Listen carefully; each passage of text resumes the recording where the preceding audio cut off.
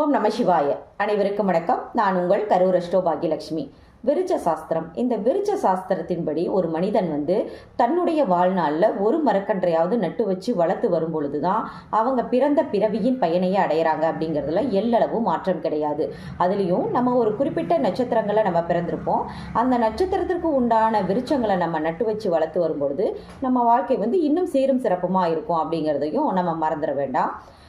தினமும் நம்ம ஒரு நட்சத்திரத்துக்கு உண்டான விருச்சங்களை நம்ம பார்த்துட்டு வந்துட்ருக்கோம். இன்றைக்கி நம்ம பார்க்க போகிற நட்சத்திரம் என்ன அப்படின்னு பார்த்தீங்கன்னாக்கா அனுச நட்சத்திரம். இந்த அனுச நட்சத்திரத்திற்கு உண்டான விருச்சம் எது அப்படின்னீங்கன்னா மகிழம் மரம். இந்த மகிழ மரத்தை இவங்க நட்டு வச்சு தினமும் தண்ணீர் ஊற்றி வளர்த்து வரும்பொழுது இவங்க வாழ்க்கை இன்னும் சீரும் சிறப்புமாக இருக்கும் அப்படிங்கிறத நம்ம சொல்லலாம். இந்த மகிழ மரத்திலிருந்து வரக்கூடிய காற்றை நம்ம சுவாசித்து வருவது நமக்கு நல்ல ஒரு பாசிட்டிவ் வைப்ரேஷனை நமக்கு கொடுக்கும் அப்படின்னு சொல்லலாம்.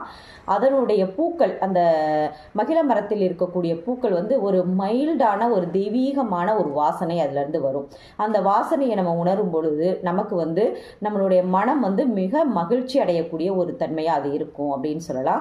அந்த பூக்களை நம்ம வீட்டில் சாம்பிராணி போடும் பொழுது அதையும் சேர்த்து போடும் பொழுது நம்ம வீட்டில் பாசிட்டிவ் எனர்ஜி வருவதற்கு நிறைய வாய்ப்புகள் உண்டு.